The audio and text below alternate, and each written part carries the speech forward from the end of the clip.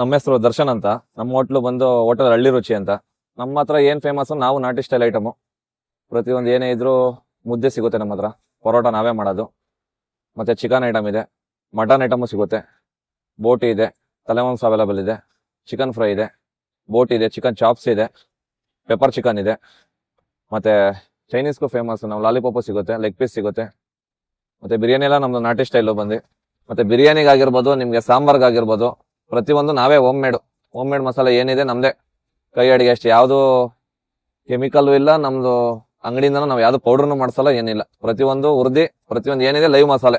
ಬಿರಿಯಾನಿ ಎಲ್ಲ ಬಂದು 100, ಕುಷ್ಕಾ ಬಿರಿಯಾನಿ ರೈಸ್ ಬಂದು ನಮ್ದು 50 ರೂಪಾಯಿ. ಮತ್ತೆ ವೆಜ್ ಊಟನೂ ಸಿಗುತ್ತೆ ನಿಮ್ಗೆ.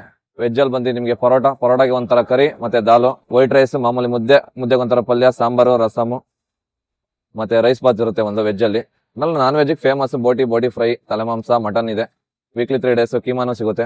ಸರ್ ನಮ್ದು ಟೈಮಿಂಗ್ಸ್ ಬಂದು 7 ಗಂಟೆಗೆ ಸ್ಟಾರ್ಟ್ ಆಗುತ್ತೆ. ಮಾರ್ನಿಂಗು 7:30 ಆಲ್ಮೋಸ್ಟ್ ಸ್ಟಾರ್ಟ್ ಆಗುತ್ತೆ. ಒಂದು 11:30 ಬ್ರೇಕ್ಫಾಸ್ಟ್, 11:00 ಸ್ಟಾರ್ಟ್ ಆದರೆ 4 ಗಂಟೆವರೆಗೂ.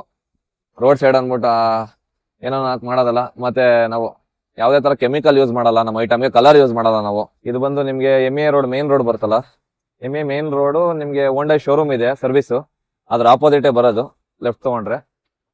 ಮತ್ತೆ ಇದು ಆರಂಸಿಗೂ ಹತ್ರ, ಗೊರವಂಟೆಪಾಳ್ಯಗೂ ಹತ್ರ ನಿಮ್ಗೆ.